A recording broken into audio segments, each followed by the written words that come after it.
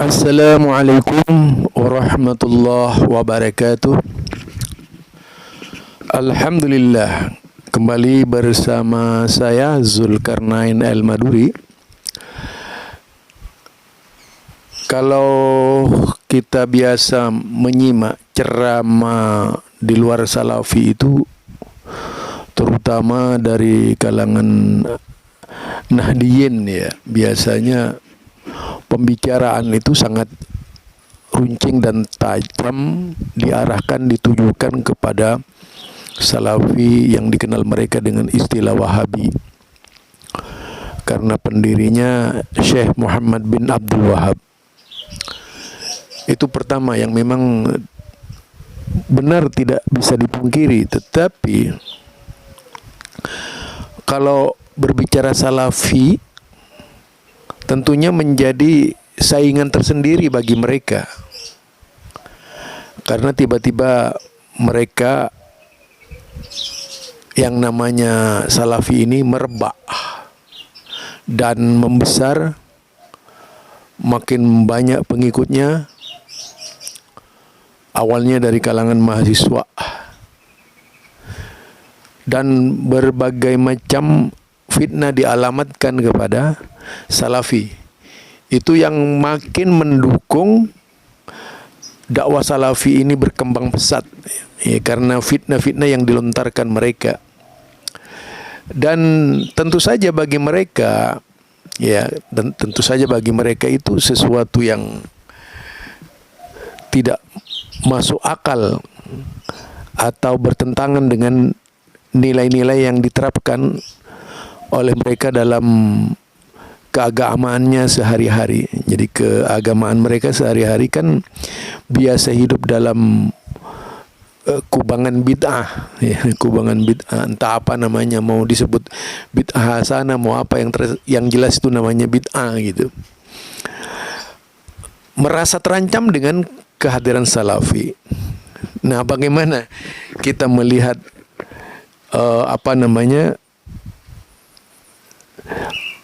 keluh kesah dari Said Aqil Sirat ini kalau kita simak. Ketika NU baru berdiri, zaman Hadratus Syekh Haji Hasyim Asy'ari, Wahabi jauh di Jazirah Arabia. Wahabi di Riyadh. Dulu Wahabinya di Saudi, sekarang Wahabinya di Malang. Wahabinya di mana sekarang? Di Malang. Ada yang namanya Salim bin Mubarak At-Tamimi, Arab bener nih, ngajak pemuda-pemuda ikut bergabung dengan itu Arab Pasuruan, tinggal di Malang. At-Tamimi. Tidak heran, jangan heran, yang membunuh Sayyidina Ali karramallahu wajhah adalah Abdurrahman bin Muljam At-Tamimi. Pendiri madhab Wahabi Muhammad bin Abdul Wahab At-Tamimi. Arab Malang yang ngejak orang bergabung.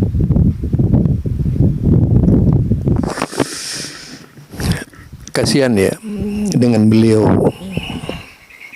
karena ada namanya Salim di Malang yang menyebarkan Salafi. Said Aqil Sirat menjadi terganggu ketenangannya gitu, tidak bisa menerima, lalu mengumbar fitnah dikait-kaitkan dengan peristiwa pembunuhan Ali bin Abi Thalib, lalu dikaitkan dengan Syekh Muhammad bin Abdul Wahab. Mungkin Kiai Haji Said Aqil Sirat ini tidak pernah membuka sirah Nabawi. Berapa banyak sahabat Nabi yang bergelar At-Tamimi itu? Ya, berapa banyak sahabat Nabi yang bergelar At-Tamimi? Ketika menghujat suku At-Tamimi, sama saja itu rasis. Seorang Kiai Haji Said Aqil Sirat Padahal tidak sedikit At-Tamimi dari kalangan sahabat. Jika kita buka sejarah-sejarah sanad hadis misalnya, atau sahabat-sahabat Nabi dari kalangan At-Tamimi bisa dihitung itu. Cukup banyak sekali. Tetapi mengapa ketika merasa kalah tersaingi, tiba-tiba menghujat suku? Ini kan kesukuan. Seolah yang namanya suku At-Tamimi semuanya jahat, semuanya jelek, semuanya kafir, seolah-olah seperti itu. Sehingga keluar kesimpulan yang mendistorsi At-Tamimi sebagai suku yang biadab itu, dikaitkan dengan At-Tamimi yang ada di Malang. Ini salah besar ya kalau kita cermati, kita simak dari Said Akil Sirat. Mari kita dengar selanjutnya. Dengan Cis Salim bin Mubarak At-Tamimi. Jadi betapa tantangan kita besar sekali. Ekstrem kanan yang memprovokasi kita semua agar bergabung dengan Cis, melakukan revolusi khilafah, tidak menganggap pemerintah negara yang ada ini sah, semuanya batal kecuali kalau kita mendirikan khilafah Islamiyah. Itu namanya di Cirebon, di Kecamatan Geraksan, Cirebon Selatan, Jalan Kali Tanjung, ada pesantren namanya As-Sunnah. Direkturnya namanya Salim Bajri, pendirinya namanya Yusuf Ba'isa, yang mendanai namanya Khalid Bawasir.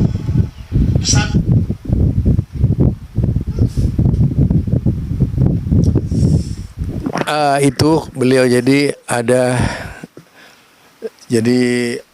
Al-Bajri ya, yang ada di Cirebon itu, yang mendirikan katanya Yusuf Baisa. Saya sangat mengenal Yusuf Baisa, itu orang yang sangat baik, santun bahasanya. Ya tentu tidak seperti kebiasaan-kebiasaan mereka yang merasa ulama lalu membentak-bentak. Bagi Yusuf Baisa, meskipun memiliki segudang keilmuan, beliau sangat rendah hati ya. Jadi beliau sangat rendah hati, tak pernah membusungkan dada, tak pernah mendabik dada, tetapi menggunakan sikap tawaddu, yaitu rendah diri, rendah hati. Memang benar, Yusuf Baisa itu pengaruhnya sangat besar. Bahkan juga orang yang menjadi target dari kelompok-kelompok Syiah itu Yusuf Baisa. Karena Yusuf Baisa ini orang yang pernah membentengi Indonesia dari paham-paham Syiah juga gitu. Berbeda dengan Kiai Haji Said Akil Sirat, malah setali tiga uang dengan orang-orang Syiah. Itu bedanya. Dan kalau saya lihat itu Bajri ini, Ustadz Bajri ini pernah berbicara dengan siapa namanya yang dari Cirebon juga, Buya Yahya. Debat itu biasa-biasa saja, tidak ada masalah ya dengan Buya Yahya gitu. Bahkan terkadang 1:3, yaitu 1:3. Bajri itu ditanya oleh santri-santrinya Buya Yahya yang ngomendo, Buya Yahya nggak ada masalah. Pesantren As-Sunnah ini luar biasa gitu. Tapi mengapa di dada Said Akil Sirat, Kiai Haji Said Akil Sirat tuh membuatnya sesak dada? Apa penyebabnya ya? Itu yang tentu perlu kita pahami dari beliau. Padahal seharusnya beliau memberikan keteladanan yang jauh lebih baik. Indonesia yang demokrasi dibuka dengan, yaitu wadah yang menyatukan seluruh umat Islam, kayak dulu Muhammadiyah dan NU itu pernah ada Tanwirul Tafkir kalau nggak salah ya. Itu terjadi perdebatan antara NU dan Muhammadiyah di zamannya Kiai Haji Wahab Hasbullah dengan Kiai Haji Mas Mansur. Itu digalakkan secara terus-menerus, hanya kemudian bubar juga gitu pada akhirnya. Nah, kalau memang niatnya bagus dari Said Aqil Sirot, kenapa tidak dihimpun saja sebuah semacam tadi itu, yaitu pencerahan dari seluruh kelompok-kelompok yang ada, dilibatkan menyelesaikan kasus-kasus yang terjadi di Indonesia. Itu kan lebih baik menurut saya daripada terprosok ke dalam yaitu kebencian-kebencian yang tidak terkontrol itu, kebencian-kebencian yang membuat penyakit hati gitu. Nah, mari kita dengar lagi lanjutan dari pembicaraan beliau. Wahabi. Alumninya bukan hafal Quran, bukan hafal Alfiyah, bukan hafal Amriti, hafal rakik. Itu alumni pesantren Wahabi. Website Wahabi ada 22 online. Marhamah, Al-Jihad, Al-Wisol, Al-Insan, Al-Ummah, Yahya Turab. Itu adalah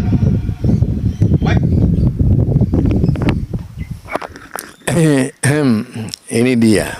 Berarti selama ini gagal ya. Ke luar negeri itu gagal Said Aqil Sirot ini.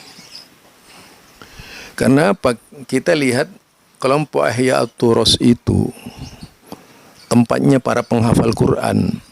Kelompok Ihya At-Turas tempatnya penghafal Quran. Kemudian kalau kita melihat seperti pesantren Bin Bas yang ada di Yogyakarta, itu tempatnya penghafal Quran. Kemudian pesantren yang ada di Sedayu Gresik, Al-Furqon, itu penghafal Quran, penghafal hadis malam. Keponakan saya itu lulusan pesantren Al-Furqon ya, yang sekarang ada di Madinah. Beliau bukan saja cerdas berbahasa Arab, tetapi juga penghafal Bulughul Maram dan penghafal Al-Quran. Jadi di bulan puasa saja keponakan saya ini jadi imam membaca 30 juz itu. Jadi ini menurut saya adalah sebuah kebohongan nyata dari Said Aqil Sirot ya.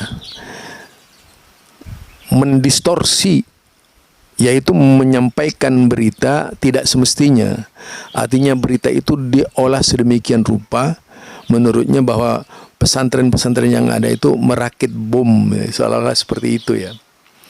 Padahal kita kalau cermati seluruh pesantren salafi di Indonesia ini itu mengutamakan hafalan Quran. Mengutamakan hafalan Quran. Sebenarnya entah apa yang membuat Kiai Haji Said Aqil Sirot itu galau, itulah yang menjadi masalah gitu ya. Lah mari kita cermati lagi. Site online Wahabi yang diusulkan oleh BNPT kepada Menteri Kominfo agar ditutup 22 semua. Salah satunya dari kota Tasikmalaya, yang lain dari Jakarta, ada dari Jogja. Al-Wisol, Al-Ummah, Al-Insan, Al-Jihad, Al-Marhamah. Itu adalah online yang memprovokasi kita semua bangsa Indonesia agar ikut Wahabi, meninggalkan ajaran Ahlussunnah wal Jamaah. Saya usul.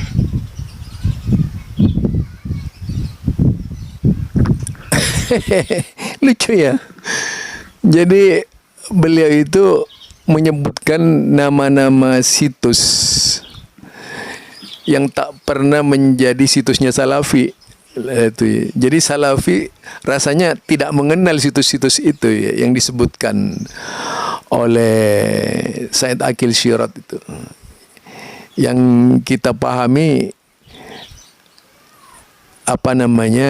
kalau kembali kepada pemahaman salafi yang ada barangkali itu syariat ya. Syariat, dan rata-rata biasanya tidak pernah berbicara sampai kepada persoalan perang jihad dan sebagainya. Rata-rata berbicara akidah, berbicara ibadah situsnya itu. Ya, yang jelas lah kalau berbicara BNPT kan orang-orang cerdas, enggak sembarangan melakukan tindakan-tindakan liar ya. Sebagaimana yang diharapkan oleh Kiai Haji Said Akil Sirot, pasti terlebih dahulu memeriksa mana situs yang benar-benar teroris dan mana situs yang benar-benar dakwah gitu. Karena tidak mungkin BNPT ingin salah di dalam melakukan tugas-tugasnya. BNPT itu orang-orang hebat ya. Jadi menurut saya langkah salah besar yang ditempuh oleh Said Akil Sirot ketika membawa contoh-contoh situs sama sekali tidak terikat dengan situs-situs Salafi Wahabi itu tadi, dakwah itu ya. Nah, kalau kita lihat misalnya seperti Mufid TV misalnya ya, itu sama sekali tidak berbicara seperti yang dikatakan Said Akil Sirot, apalagi memfitnah. Memfitnah itu bukan bagian dari sikap salafi, itu memfitnah itu. Tapi kalau berbicara akidah, berbicara ibadah, berbicara tentang bid'ah pun, itu pun tidak pernah nyebut ini bid'ahnya NU, kan nggak pernah itu dilakukan oleh salafi. Jadi itu semua yang disampaikan oleh Said Akil Sirot lebih pada berita yang tak benar gitu ya. Mudah-mudahan ini menjadi bagian yang mencerahkanlah kepada beliau agar beliau lebih hati-hati lagi di dalam menyampaikan pendapat-pendapatnya yang menurut saya sangat terkesan ngawur gitu. Subhanakallahumma wa bihamdika asyhadu an la ilaha illa anta astaghfiruka wa atubu ilaik. Assalamualaikum warahmatullahi wabarakatuh.